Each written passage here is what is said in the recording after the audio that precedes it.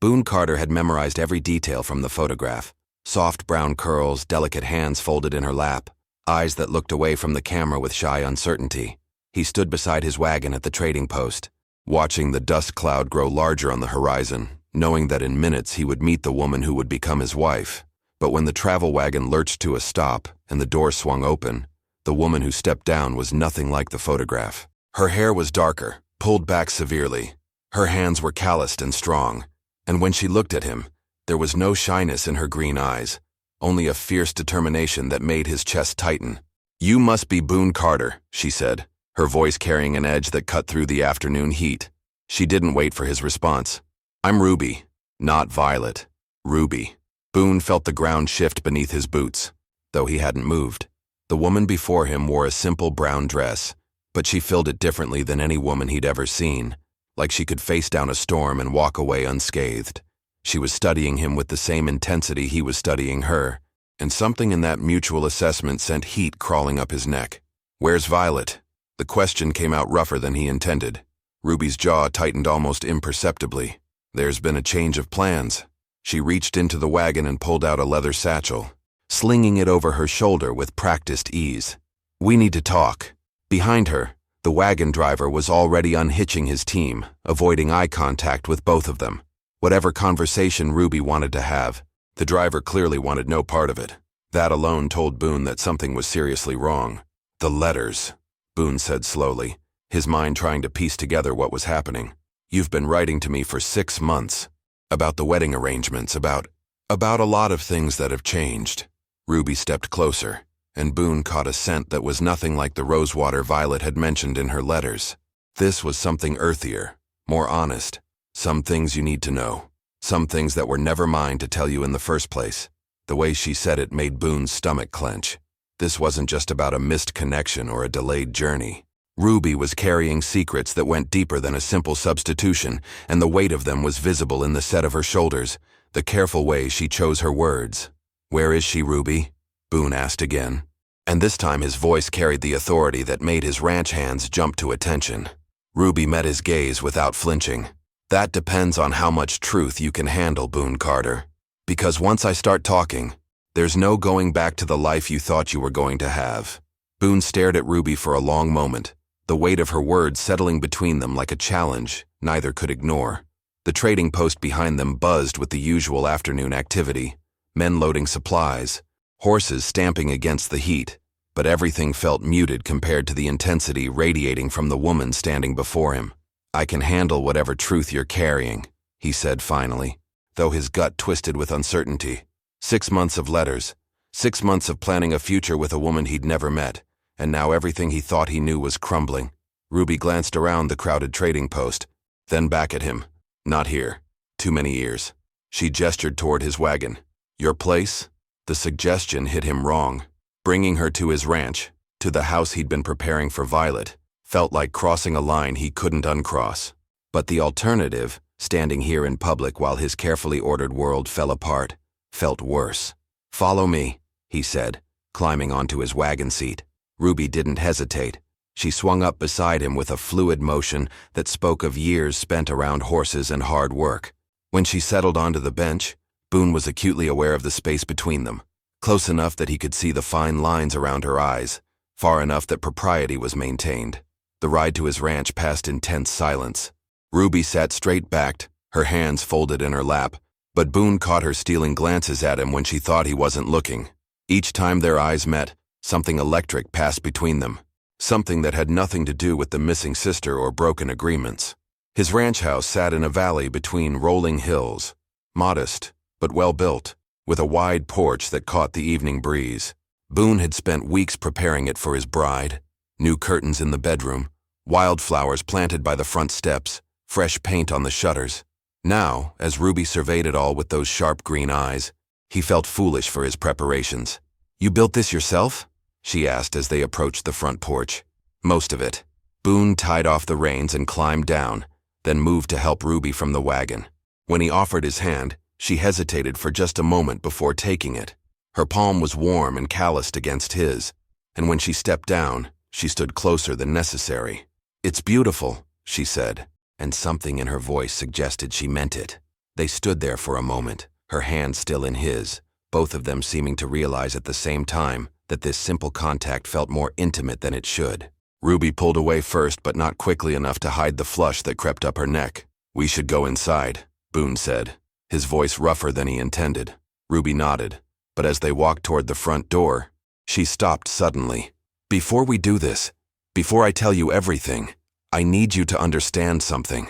She turned to face him, and the afternoon light caught the gold flecks in her green eyes. "After today, you're going to see me differently. You're going to see everything differently." "Maybe that's not such a bad thing," Boone said, the words slipping out before he could stop them. Ruby's eyes widened slightly, and for the first time since she'd stepped off that wagon, she looked uncertain. "You don't know what you're saying, don't I?" Boone moved closer, drawn by something he couldn't name. "Maybe I'm tired of living a life based on letters and photographs. Maybe I want something real." The moment stretched between them, charged with possibility and danger. Then Ruby's expression hardened, and she stepped back. "Be careful what you wish for, Boone Carter," she said, her voice barely above a whisper, "because what I'm about to tell you involves blood, betrayal, and a secret that could destroy everything you think you know about the woman you plan to marry." Inside the ranch house, Ruby moved through the main room like she was cataloging every detail: the hand-carved furniture, the stone fireplace, the kitchen table set for two. Boone watched her take it all in, noting how her fingers trailed along the back of the chair he'd intended for his wife. "You really thought this through," she said, her voice carrying an odd mixture of admiration and something that sounded like regret. "I'm a practical man," Boone replied, though standing here with Ruby instead of Violet made him question every practical decision he'd ever made. "I believed in the arrangement we made." Ruby turned to face him, and in the softer light of the house, he could see the exhaustion she'd been hiding. Dark circles shadowed her eyes, and there was a tension in her shoulders that spoke of sleepless nights and difficult choices. "Violet never wanted to marry you," she said without preamble. "Not from the beginning." The words hit Boone like a physical blow, but he kept his expression steady. "Then why did she agree? Why the letters? The arrangements?" "Because she was desperate." Ruby sank into one of the chairs, suddenly looking older than her years. "And because I convinced her it was the only way." Boone felt his world tilt again. "You convinced her?" "Our father died last winter," Ruby continued, her voice flat with exhaustion. "Left us with debts that would have taken everything. The farm, the house, everything our family built. Violet was 17 and scared, and She paused, her hands clenching in her lap. "I thought I could fix it. I thought I could find her a good man who would take care of her." "So you wrote the letters," Boone said, understanding beginning to dawn. "I wrote them. I arranged everything. Violet knew about it. But the words, the promises, the woman you thought you were getting to know, that was me." Ruby looked up at him, and her eyes were bright with unshed tears. "I created someone who didn't exist." Boone moved to the window, needing distance to process what she was telling him. The woman he'd fallen in love with through letters. The gentle soul who'd shared her thoughts about books and dreams about their future together. None of it had been real. "Where is she now?" he asked, his back still to Ruby. The silence stretched so long that Boone finally turned around. Ruby was staring at her hands, and when she spoke, her voice was barely audible. 3 days ago, a man came to our boarding house. Someone from her past. Someone she thought she'd never see again. He told her." Ruby stopped, swallowing hard. "He told her things about you, Boone. Things that made her believe you weren't the man I'd convinced her you were." "What things?" Boone's voice was sharp now, cutting through the gathering dusk.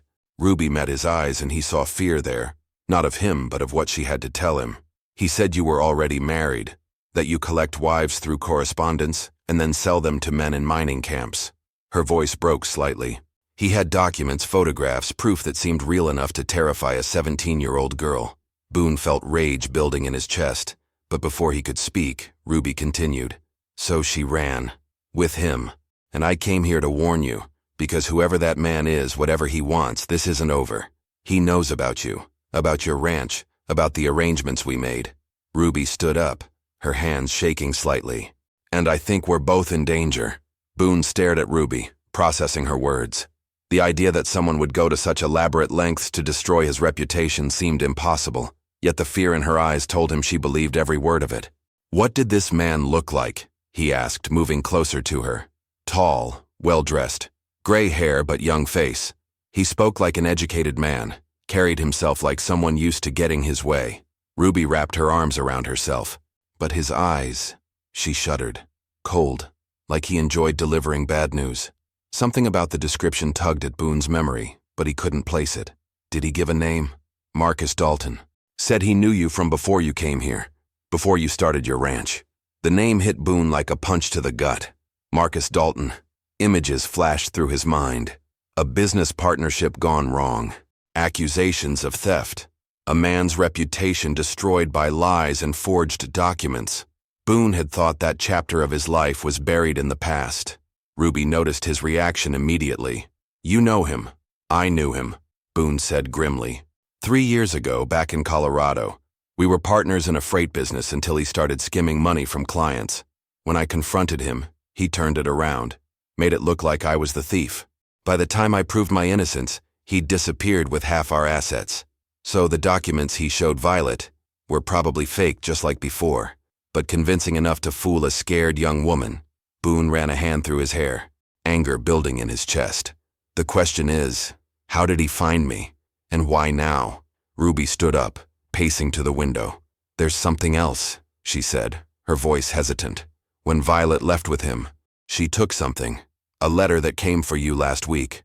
I found it slipped under our door with your name on it. What letter? I don't know. She hid it from me, but I saw her reading it over and over. Whatever it said, it scared her even more than Dalton's stories. Boone felt the pieces of a larger puzzle clicking into place, but the picture they formed made no sense. Ruby, I need you to think carefully. Was there anything else Dalton said? Anything that seemed strange or out of place? Ruby turned from the window, and in the fading light, her face was pale but determined. He knew things, Boone. Things about your ranch, about your plans to expand into cattle trading. He knew about the money you've been saving, about the new contracts you're negotiating. That information isn't public. No, Ruby agreed. It isn't. Which means either he's been watching you for a long time or… She paused, her eyes widening with a new realization. Or what? Or someone you trust has been feeding him information. The implications of her words settled over them like a heavy blanket. If Ruby was right, then Dalton's appearance wasn't coincidence. It was part of a calculated plan. And if someone in Boone's circle was working against him, then neither he nor Ruby was safe.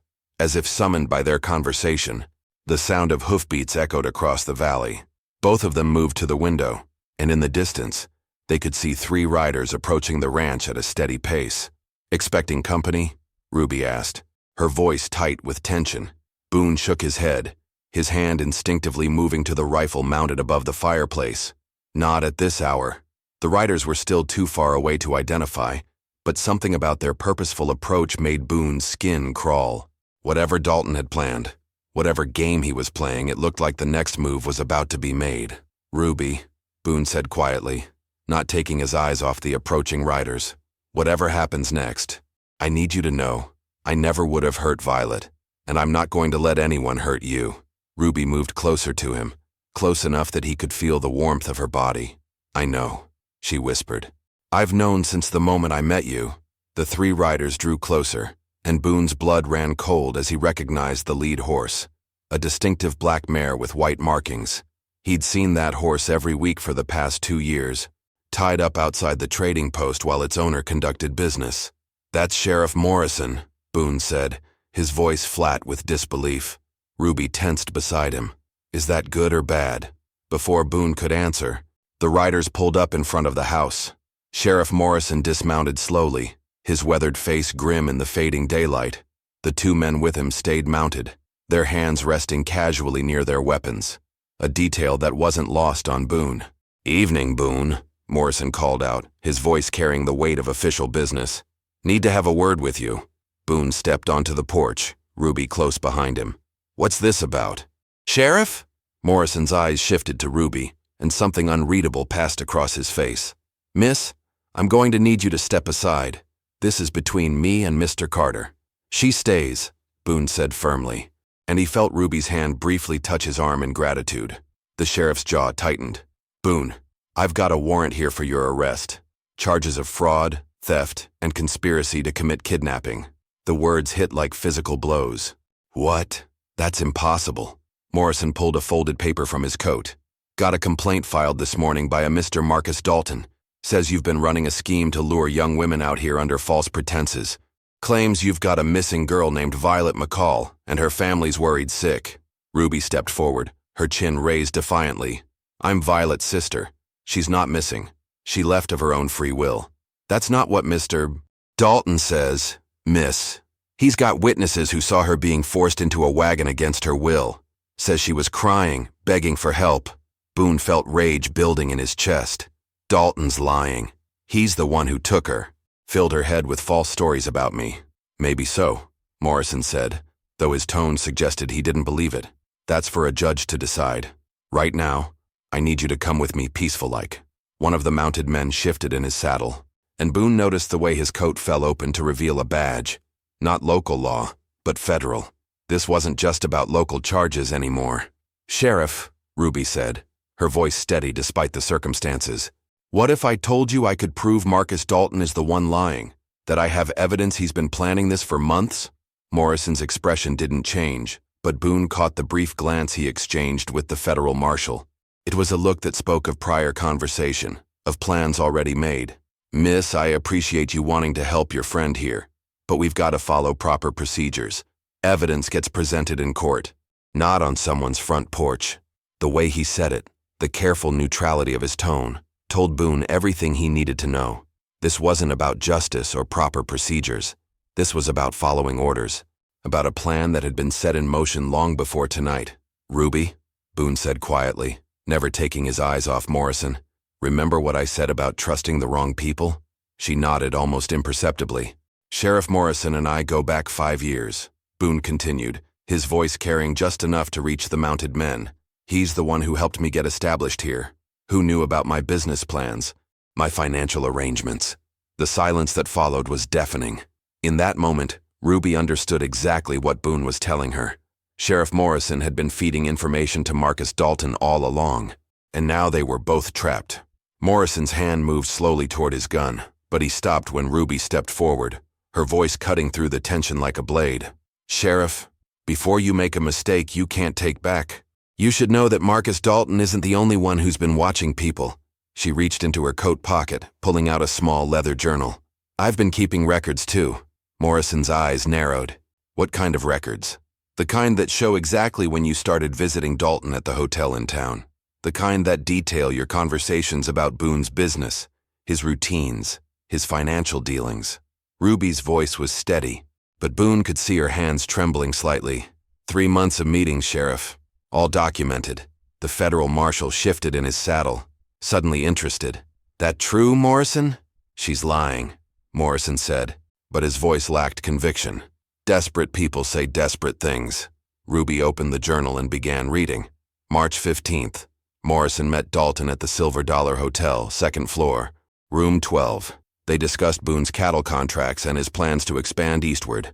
March 22nd. Another meeting, same location. This time they talked about the correspondence with Violet McCall and how to use it against him. Boone watched Morrison's face grow paler with each entry. The sheriff's hand was now resting on his gun, but his confidence was cracking. How could you possibly know that? Morrison demanded. Because I was there, Ruby said simply, working in the hotel kitchen to earn extra money for Violet and me. Amazing how much you can overhear when people think you're invisible. The federal marshal was watching the exchange with growing interest. Morrison, you want to explain this? It's all lies, Morrison said, but sweat was beading on his forehead despite the cool evening air. Dalton's a respected businessman. He came to me with legitimate concerns about Carter here. A respected businessman, Ruby repeated, her voice dripping with contempt. Is that what you call a man who forges documents and terrorizes young women? Because I have witnesses who saw him threaten Violet, saw him show her photographs of other women he claimed Boone had hurt. Photographs? Boone said sharply. What photographs?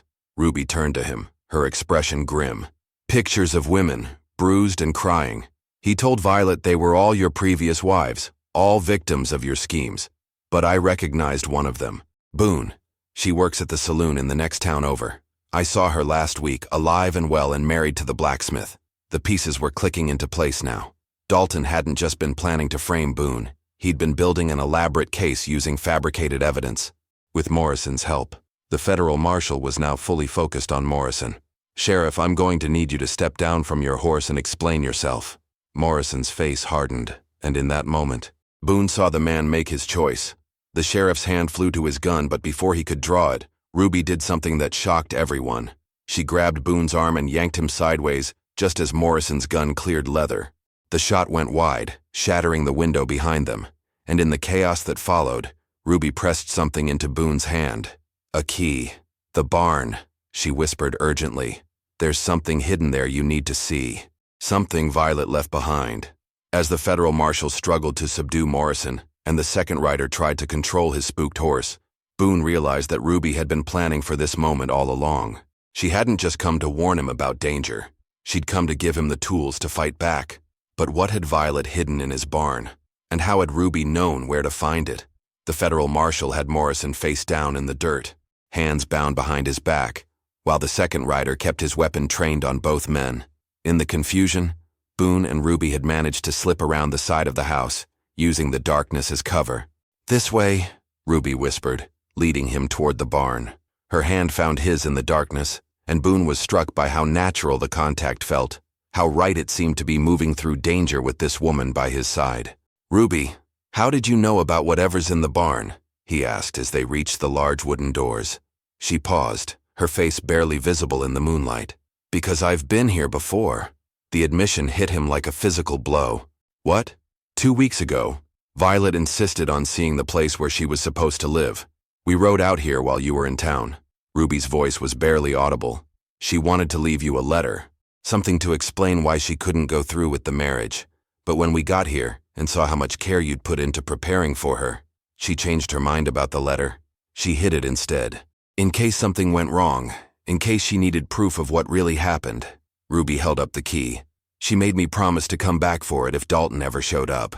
They slipped inside the barn, and Boone lit a lantern with shaking hands. The familiar smell of hay and leather surrounded them, but everything felt different now. Ruby moved with purpose toward the back corner, where his saddles were stored. "Here," she said, kneeling beside a large trunk he used for storing winter gear. The key fit perfectly into a small lock he'd never noticed before. Inside the trunk, beneath old blankets, was a wooden box. Ruby lifted it out carefully, and when she opened it, Boone's breath caught in his throat. Letters. Dozens of them, all in different handwriting, all addressed to Marcus Dalton, and underneath the letters, a stack of photographs that made Boone's stomach turn. "These are the real pictures," Ruby said, her voice hollow. "The ones he uses to blackmail people. Look at the names on the letters." Boone picked up the letters with trembling hands. Sheriff Morrison's name was on several: a judge from the territorial court, the mayor of the nearest big town, a railroad executive, all of them detailing payments made to Dalton, favors granted, laws ignored. "He's been running this scheme for years," Boone realized. "Not just marriage fraud, blackmail, corruption, maybe worse." Ruby nodded, tears glistening in her eyes. Violet found all this hidden in Dalton's hotel room when she went to confront him about the lies he was telling. "That's why she ran, Boone. Not because she believed his stories about you, but because she realized how dangerous he really was." "Then why didn't she come to me? Why run away with him?" Ruby's face crumpled. "Because he has more than just photographs, Boone. He has Violet's younger brother." The world stopped spinning. Boone felt like all the air had been sucked from his lungs. "What?" "Thomas. He's only 14. Dalton took him 3 days before the wedding, told Violet he'd kill the boy if she didn't cooperate, if she didn't help him destroy you." Ruby was sobbing now, months of terror and guilt finally pouring out. "She's not running away with him, Boone. She's his prisoner." Outside, they could hear the federal marshal shouting orders, horses moving, but inside the barn, Boone and Ruby sat surrounded by evidence of a conspiracy that went far deeper than either of them had imagined. And somewhere out there, a 14-year-old boy was in the hands of a monster, with only his terrified sister to protect him. "Ruby," Boone said, his voice deadly calm. "Where did they go?" Ruby wiped her tears away and grabbed one of the letters from the box. Violet mentioned something in her hidden letter. She overheard Dalton talking about a place called Miller's Canyon, about 20 miles north. He has a cabin there, somewhere he takes people when he wants them to disappear. Boone studied the letter in her hands. His jaw clenched tight. "That's federal territory. No local law, no jurisdiction. Perfect place for someone like him to operate. Outside, they could hear the federal marshal calling for them. Ruby quickly gathered the most damning evidence from the box while Boone extinguished the lantern. As they prepared to leave the barn, she caught his arm. "Boone, there's something else." In Violet's letter, she wrote about overhearing Dalton's real plan. "This isn't just about revenge against you, or even about blackmail." Ruby's voice dropped to a whisper. "He's been selling information to railroad companies, helping them identify which ranchers to pressure off their land. Your ranch sits right in the path of their planned route." Everything clicked into place. The months of surveillance, the elaborate scheme to destroy his reputation, even Morrison's betrayal. It was all about the land. Dalton wasn't just a criminal. He was working for powerful interests who wanted Boone gone. "That explains the federal involvement," Boone said grimly. "Some of those railroad men have connections all the way to Washington. They slipped out of the barn to find the federal marshal waiting for them. Morrison still bound and sitting against a tree. The second rider had dismounted and was examining the evidence Ruby had brought. "Marshal Chen," Boone said, approaching carefully. "I think you need to see this." Marshal Chen took the letters and photographs with growing amazement. As he read, his expression darkened. "This changes everything. If Dalton's been blackmailing federal judges, manipulating land rights." He looked up at Boone. "The charges against you are hereby dropped. But we need to move fast if we're going to save these hostages." "I'm going with you," Boone said without hesitation. "And me," Ruby added, her voice brooking no argument. Marshal Chen shook his head. "Miss, this could be dangerous. We don't know how many men Dalton has with him. Marshal, I'm the only one here who's seen his operation up close. I know his routines, his habits, where he's likely to keep prisoners." Ruby's eyes blazed with determination.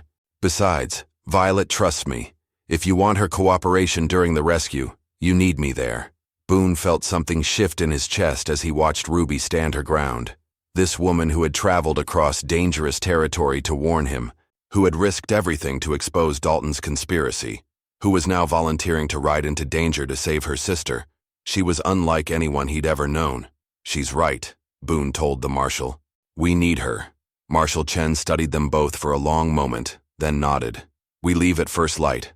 Morrison here is going to tell us everything he knows about Dalton's setup, or he'll be facing federal charges for conspiracy and kidnapping." As they prepared for the dangerous journey ahead, Boone found himself standing close to Ruby in the darkness. Without thinking, he reached out and touched her hand. "Ruby, after this is over, after we bring Violet and Thomas home safe," he paused, searching for the right words. "I need you to know that what I feel for you, what's been growing between us, it's real. It's not about letters or arrangements or anything except you." Ruby turned her hand in his, their fingers intertwining.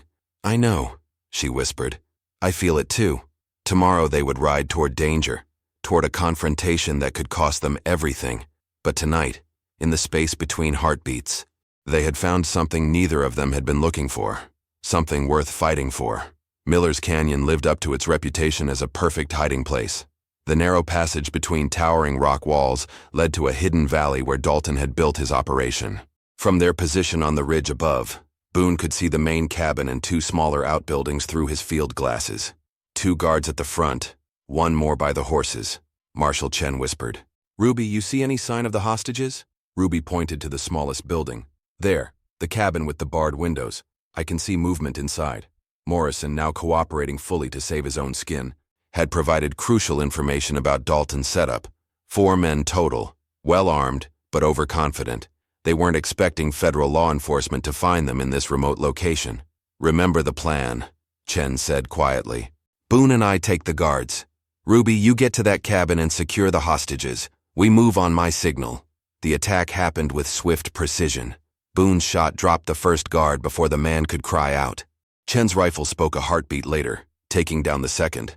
The third guard ran for the main cabin shouting warnings, but Boone was already moving down the slope, his boots finding purchase on the rocky ground. Ruby reached the hostage cabin first, using the key they'd taken from Morrison to unlock the heavy door. She found Violet and a young boy, Thomas, huddled together in the corner, both alive but terrified. "Ruby," Violet sobbed, throwing herself into her sister's arms. "I thought you were dead. Dalton said he killed you." "I'm here, and we're getting you out," Ruby said, quickly cutting their bonds with a knife. "Can you both walk?" Thomas nodded, his young face set with determined courage. "We've been planning to escape. We just needed someone to distract the guards." As Ruby led them toward the cabin door, gunshots echoed from the main building. Through the window, she could see Boone and Marshall Chen engaged in a fierce gunfight with Dalton and his remaining man. Then she saw Dalton break away from the fight, running toward their cabin with a rifle in his hands and murder in his eyes. "Get behind me," Ruby ordered Violet and Thomas, drawing the pistol Boone had given her. Dalton burst through the door, his face twisted with rage. "You've destroyed everything," he snarled, raising his rifle. "But I'll still finish what I started." Ruby didn't hesitate. She fired twice, both shots hitting center mass. Dalton stumbled backward, his rifle falling from nerveless fingers, and collapsed in the doorway. Outside, the gunfight had ended. Marshall Chen was binding the last of Dalton's men while Boone ran toward the cabin, relief flooding his face when he saw Ruby emerge with Violet and Thomas. "It's over," Ruby said simply, and Boone pulled her into his arms. 6 months later, Boone stood on his porch watching Ruby tend the garden she'd planted behind the house. Violet had married a young teacher in town and was expecting her first child. Thomas was thriving on the ranch, learning to become the man his father had always hoped he'd be. The railroad company had eventually built their route around Boone's land, not through it. Without Dalton's corruption and manipulation, honest negotiations had prevailed. "Mrs. Carter," Boone called out to Ruby, still loving the sound of her new name. "Dinner's ready." Ruby straightened, her hand resting protectively over her own growing belly, and smiled at the man who had become her whole world. What had started as deception and desperate circumstances had grown into something real, something lasting, something that proved sometimes the best things in life come disguised as the worst mistakes. As they walked into their home together, Ruby reflected on how far they'd all come. The wrong sister had stepped off that wagon, but she'd stepped into exactly the right life. If you enjoyed this story, click the video on your screen now to watch another unforgettable Western tale, where destiny and courage collide in ways you never expected. Don't forget to subscribe and consider a super chat to help us keep bringing you more stories like these. Your support means everything to us.